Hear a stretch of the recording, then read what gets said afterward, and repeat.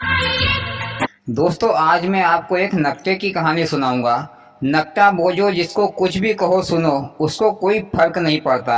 उसके साथ अच्छा हो या बुरा हो, वो हमेशा ही खुश रहता है। एक बार की बात है, एक नकटा था। वह बहुत बदमाश और होशियार भी था। वह दिन भर उल्टे सीधे काम किया करता था। लोग उसे भला बुरा कहते, पर उसको कोई फर्क नहीं पड़ता। एक बार उस नकटे की शिकायत गांव के लोगों ने राजा से की, क्योंकि वो गांव वालों को बहुत परेशान करता था। तो राजा ने नकटे की नाक काटने का आदेश दे दिया। फिर राजा के सिपाहियों ने नकटे की नाक काट दी और उसे छोड़ दिया गया। नकटा गांव में आया तो वह बहुत नाचने कूदने लगा और भगवान राम का नाम जपने लगा और कहने लगा कि भगवान, मेरा तो जीवन धन्य हो गया, और जोरों से ताली बजाकर नाचने लगा। इधर गांव के लोग उसे देखते तो उसे पागल समझते थे।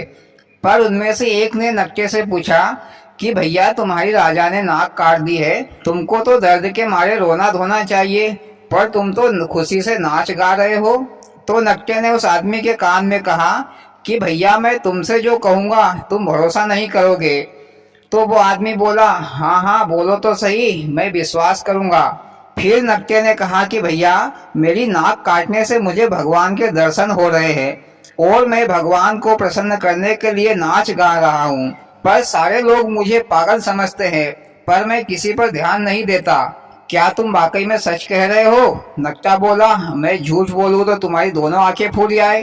मोदी जी, ये नकटा तो दूसरों की कसम खा रहा है, जैसे आजकल कसम खाते हैं। तेरी कसम, सही बोल रहा हूँ। लोग आजकल कसम तो ऐसे खाते हैं जैसे गुटखा पाउच खाते हो। हाँ मोदी जी, फिर आगे क्या कहा उस आदमी ने? भैया, फिर उस आदमी ने कहा कि मैंने भी भगवान के दर्शन नहीं किए हैं, मैंने भी पाप बहुत किए हैं। अगर मुझे भी भगवान के दर्शन हो जाएंगे तो मेरे भी पाप धुल जाएंगे और मैं मरने के बाद सीधा स्वर्ग में जाऊंगा।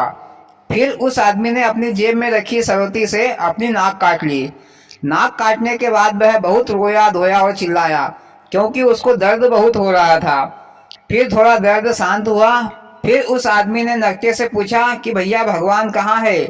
नकटे ने कहा, साले गधे, सुअर, उल्लू के बच्चे, मूर्ख, बुड़बक, अरे नाक कटने से कोई भगवान दिखता है?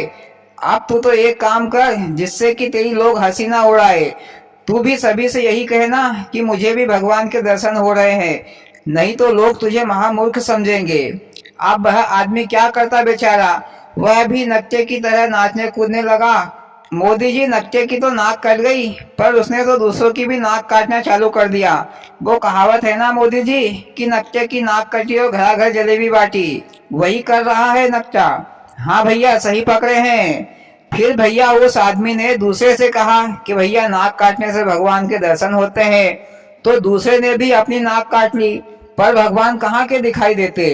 लोग उन्हें मूर्ख ना समझे, इसलिए वे नाचते गाते और दूसरों से यही कहते फिरते कि नाक काटने से भगवान के दर्शन हो रहे हैं।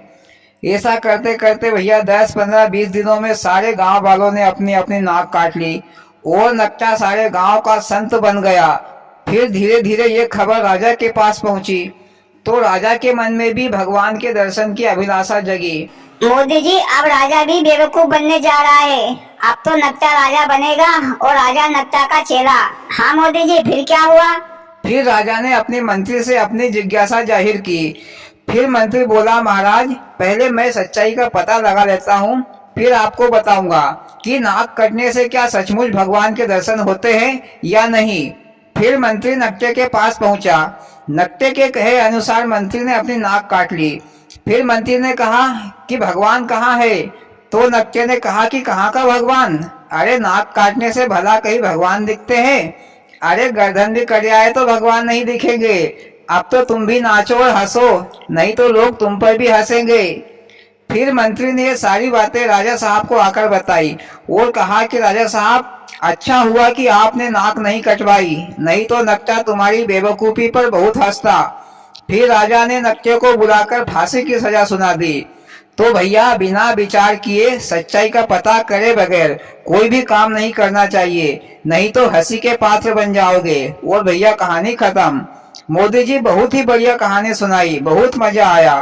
और भाइयों, आपको कैसी लगी मोदी जी की कहानी? अच्छी लगी हो तो प्लीज वीडियो को लाइक और चैनल को सब्सक्राइब करें। भोलेनाथ सबके साथ।